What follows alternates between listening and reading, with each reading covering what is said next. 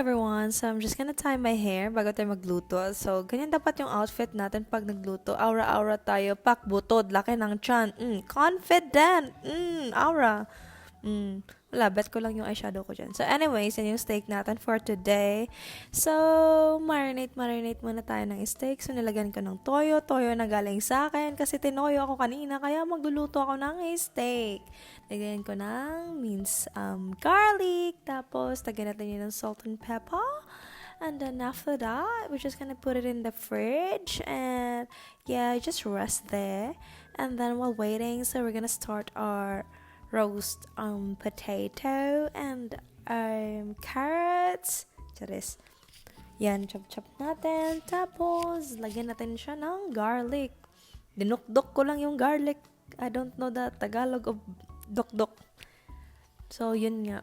Binash lang natin ng slight. So, salt and pepper, syempre. And then, lagyan din natin ng thyme. And then, after thyme, lagyan natin ng chili. Nilagyan ko siya ng chili kasi medyo mahilig kami sa maanghang, kami magjowa. So, ayun. And then, yun, di ba? May chili. So, after that, nilagyan natin ng duck fat. Yan yung parang magpapasarap lalo. Yung duck fat. While nag-roast ka. So, after nyan, tinakpan natin ng foil. So, yung gagawin ko is tatakpan natin siya ng foil for 30 minutes. And then, ayun, 200, and then fan force. After nyan, tatanggalin mo yung foil. And then, 30 minutes ulit. So, ayun, nagpakulo din ako ng potato. So, bala ko sana is mashed potato. Pero, yung ginawa ko is mashed puree na lang. Kasi, wala lang. May roast na kasi. So, ayun, may asparagus din ako. So, ayun, nag-mince garlic tayo and gagawa tayo ng mushroom sauce. So, minced garlic and onion. Tapos yung mushroom, lagyan natin ng butter.